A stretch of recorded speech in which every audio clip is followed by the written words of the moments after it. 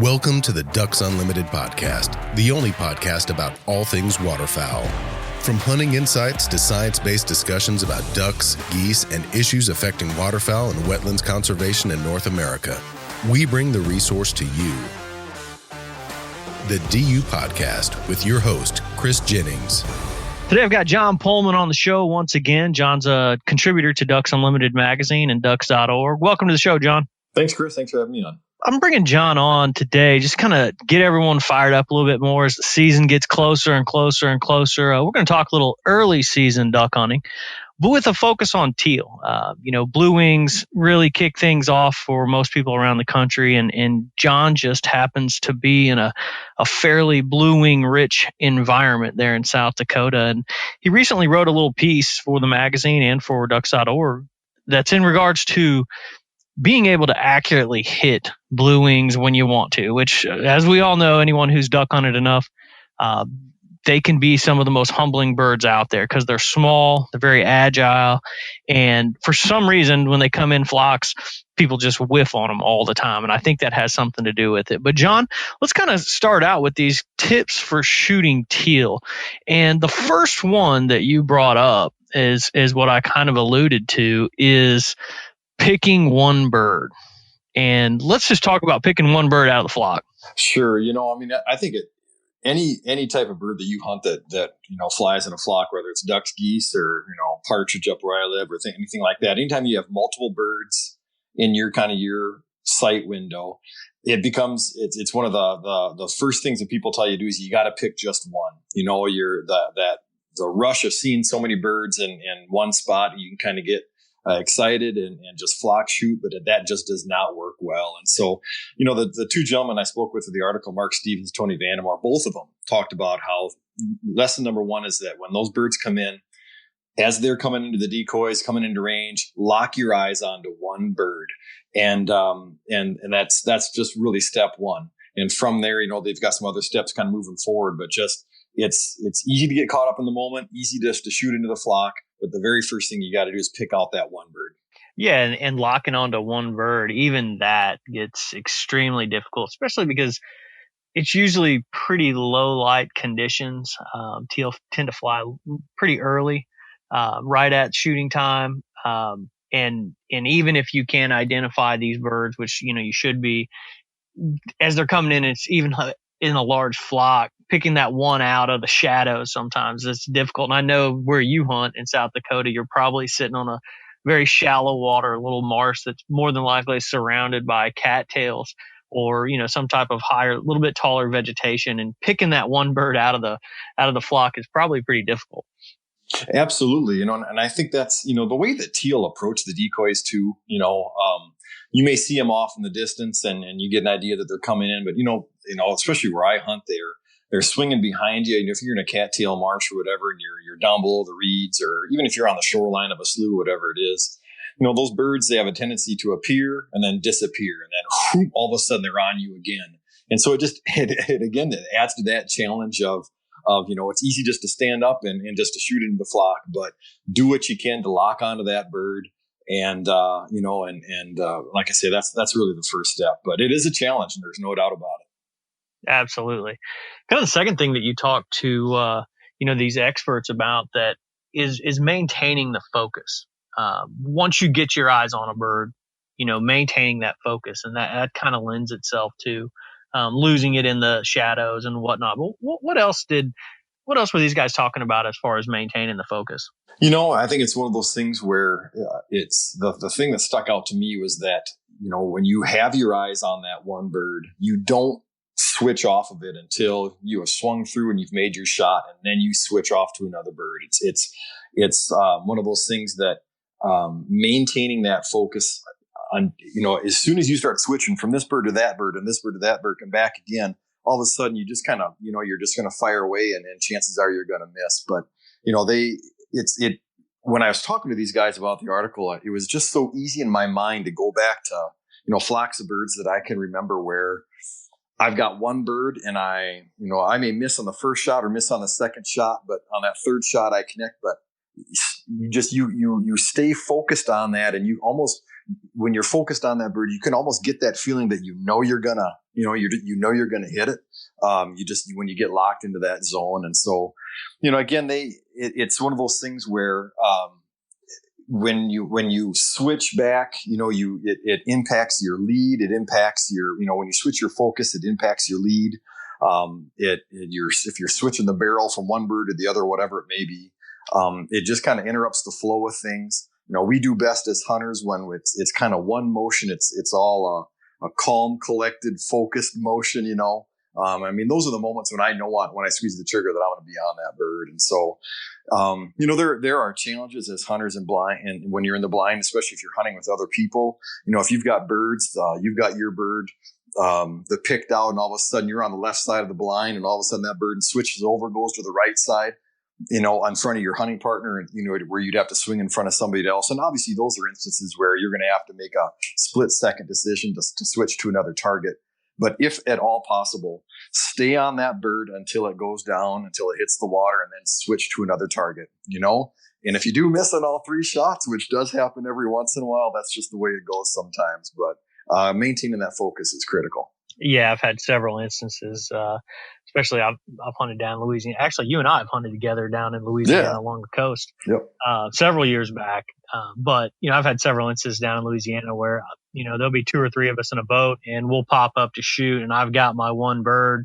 By the time I get my gun to the shoulder, that bird has folded. I'll find a second bird. By the time I get a good beat on that bird, it has folded. And then, everyone's kind of looking around like, wow, what a great decoying flock, and I'm looking around like I didn't even take a shot. So maintaining that focus is something that, people should really do all the time. And, it really, really pays dividends when shooting a teal. In the article, you referenced the 4 Bs, and this was from NRA shotgun coach. Explain what the 4 Bs are. Yeah, and Mark Stevens' his name, and when he mentioned to him, it made me laugh, but it really does make sense. And his mantra, his simple saying is butt, belly, beak, bang. And it all comes back to, tracing that target through the air, staying focused on that bird. But that's kind of the process in your mind, swinging that barrel through the bird, that you're on its butt, you're on its belly, you're on its beak, and you swing through, and that's when you pull the trigger. And I thought it's a great saying, and it's something that he practices when he goes out to the range, whether it's sporting clays or trap. Mark really spoke highly of the skeet range, because he says that produces the kind of targets that are just consistent, consistent speed, it allows you to practice with some consistency, because those targets are, kind of coming from the same spots. But he's a big proponent of the skeet range, but really anything, sporting clays, trap range, skeet, whatever it may be, keeping that mindset, or those 4 words in your mind when you're looking at those targets or tracking those targets: butt, belly, beak, bang. And I know it's something that I'm practicing this summer in the off season, using that very saying. Yeah, no, it's a great tip, and it really gets people to follow through with their shots too. I think that's something I've talked with Phil Bergeli, our shotgunning columnist, many times, that a lot of people miss because they're just not following through. And even with these, really fast acrobatic targets, focusing on following through is still a very important aspect. Even if you're, and the follow through is even more important than getting that second shot. I've talked with Phil about that many times, and these 4 Bs could really pay dividends for sure. You talked to Tony Vandermor. He's been on the show once or twice, and he's a big teal hunter in Missouri. There, they have a really good, really strong teal season. You talked to him about knowing what works, and this as far as his gun, his choke, the equipment that he's using. Kind of explain what Tony was talking about as far as knowing exactly what works for him and even what works for you. Yeah, absolutely. When I called Tony and spoke with him about things, this is one of the first questions I asked him, and his answer surprised me, to be honest with you, but it made more sense when I thought about it, and I thought about my own, kind of my own time with the shotgun and hunting. He said, I was expecting him to say, switch to more of an open choke and change this and change that. But he said he doesn't change a thing about what he uses outside of the shell, which I'll get to in a second. But in terms of the gun he uses and the choke combination, he uses the same thing from September Teal through their last day of shooting mallards in December. And it really, it makes sense. And what he hinted on was that he knows where to put that barrel. He knows it goes back to that confidence thing where he has that sight window that you have when the bird is in your, as hunters, we just kind of narrow our focus down to that bird. And he knows exactly, just through a process of just doing it over and over and over again, he knows where to put that bee to the barrel. He knows he knows when to pull the trigger, and he has that confidence that he's going to be successful. And, the last few years I've tried making a switch to a sub-gauge gun the last few years. And I know, Chris, you've talked about that in the past about shooting 28 for teal and whatnot. And I've tried moving down to a 20 gauge for my duck hunting, just because I wanted something new and I want to try some of these new loads they had coming out. And, but there was a period of time where I just really struggled with it. And I would always go back to, this shotgun that I've used for the last almost 20 years. Because when I put it up to my shoulder, I just knew, I knew when to pull the trigger. I knew where to put the barrel. It fit and it felt familiar. And so, even this last year, doing some late season hunting, I was trying to do some research on some different loads, and I wanted more than, it was one of those things where I knew I wanted to get my dog some retrieves that day. And so I left the new gun at home and I took out the old standby because I just knew I felt I would be more successful with it. And so obviously, if I spend more time with that different gun, it's going to become more familiar, and hopefully it's going to be something I'm going to be able to use in the future. But, going back to Tony's point, you use what you know, and you don't change that up. Like I said, the one thing that he does switch around though is the shot size. And that makes sense. With teal, as a smaller bird, it doesn't take a whole lot to knock one down. Tony will move down to like a size 6 shot, or maybe even smaller if he can find it. For a couple reasons. One, it does give you a few more, BBs out there, for the target. But the other thing is that it doesn't ruin the meat as much, using a 2 or a 4 shot or a 5 shot or whatever. Moving up to that 6 or even smaller, hopefully we'll do a little less damage to the bird. And, like Tony said, I know they're one of his favorite birds to cook up. He makes these teal Philly sandwiches, with some provolone cheese and peppers and onions and stuff like that. And so I know, and same thing for me. They're a good tasting bird. They're easy to make on the grill and whatnot. And so that's the one thing he does change. But overall, the idea is that you just stick with what you know, whether you're shooting September teal or December mallards. It does make sense. I did do that. You mentioned that, I did a hunt last year. Actually would have been 2 years ago, where, we showed up on a teal hunt in Texas, and the company that I was with was like, all right, we're shooting 28 gauges. And I'm like, I've never shot a 28 gauge before, in my life. I've never shot a 28 gauge. And they passed out these short, little bitty, it was actually a Mossberg SA 28. And this gun is very compact, super light, and passed out 2 3/4 size 6 bismuth. And we just, everybody seemed to shoot really well with it, right out of the gates, which is surprising for hand you a gun you've never shot before. But I think it was the very quick to shoulder, compact gun really helped.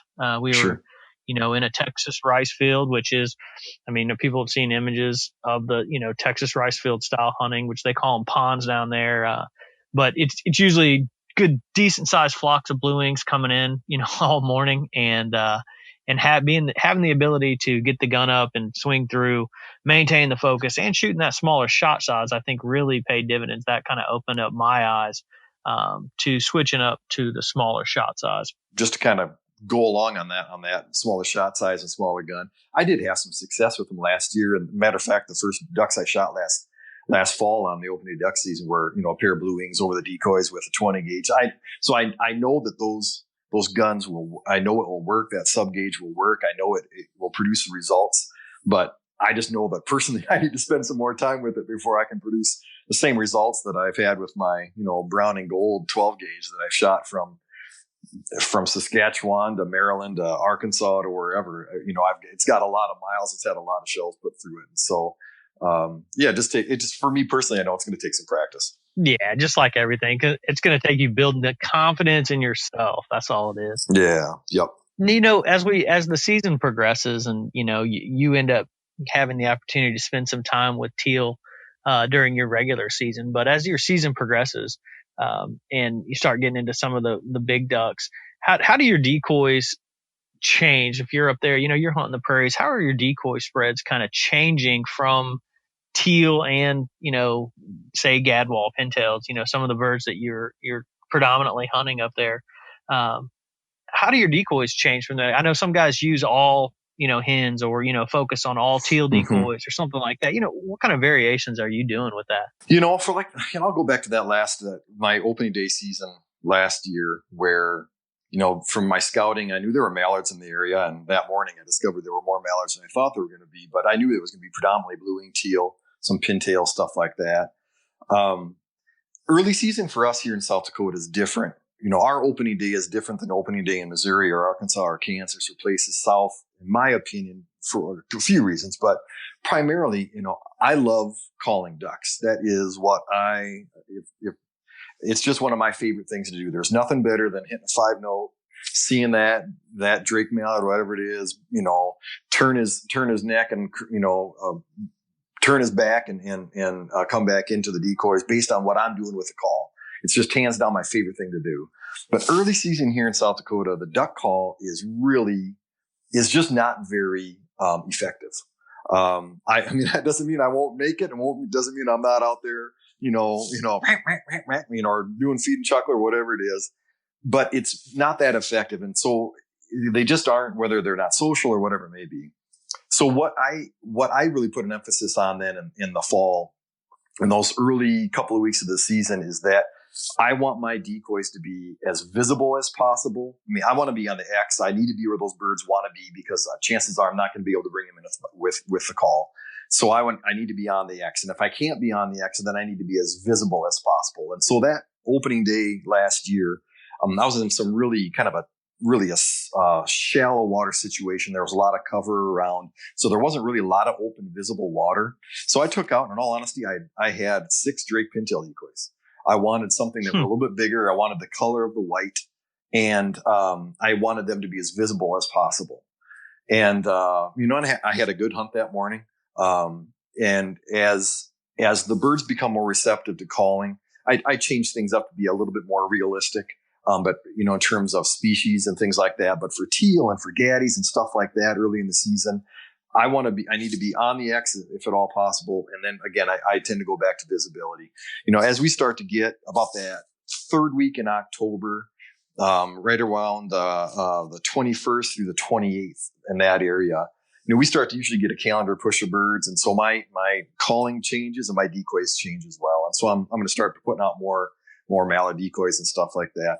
Obviously, I know guys that'll just use hen mallard decoys in the fall, because, a lot of our ducks are still in eclipse plumage. You're not seeing Drake mallards out there with a full green head and stuff like that. And so, they'll want to try to be as realistic as possible by using those drab colors. But again, I go back to, I want to be visible. I want those birds to be able to see them, add the emotion decoy as possible as well. But more often than not, those first couple of weeks of the season, all I'm using are Drake pintail decoys, just because I want that flash of white and I want that the visibility factor. That's interesting. Yeah, that's a good point with the visibility. I know in Arkansas, as the season progresses, and we continue to throw out more and more pintail, and we have invested in some shoveler decoys that have that bright white flash as well, that really catch that sun and improve the visibility. So it's not a whole lot different. Now, when you're blue-wing hunting up there, are you using a call, a whistle of any kind? I just kind of choke down my mallard call. Blue-wing teal, the sound that I hear is that really a high pitched squeal, quack, and so I can kind of choke down on my regular single reed or double reed, whatever I'm using to kind of imitate that sound. When we get green wings and stuff like that moving through later in the season, I'll switch up to a whistle, and they're receptive to that. Yeah. They really are. more than anything though, Chris, I think that in that early season, the first couple of weeks, you just have to be where they want to be. Calling is effective to a point with them, but it's you want to be in a spot where you're seeing them, where they've got a food source, that shallow water type of stuff. And fortunately, in South Dakota, we are North Dakota as well. We kick out a boatload of blue wings. That's we've had the wetland conditions the last several years to really put out some good numbers, and so there are usually at the early part of the season, we've lost some birds down south, but there are still a boatload of birds up here still, teal. And so we've got a lot of opportunities for them. Typically, they're not a hard bird to find. And when you find some, you usually find quite a few.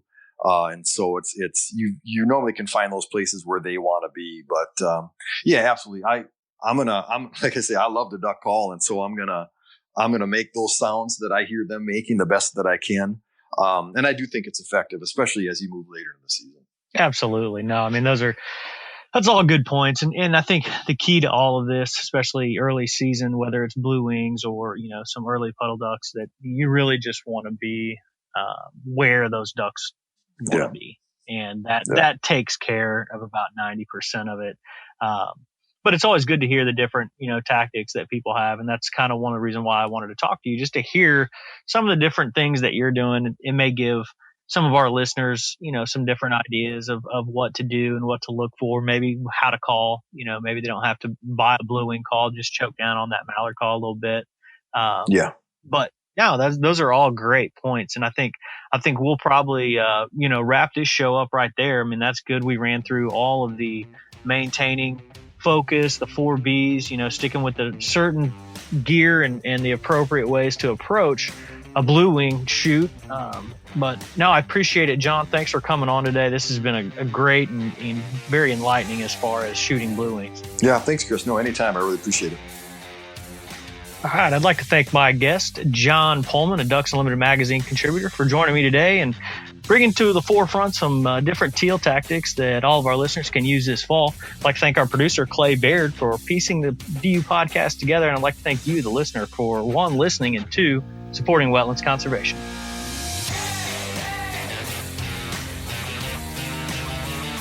Thank you for listening to this episode of the DU Podcast.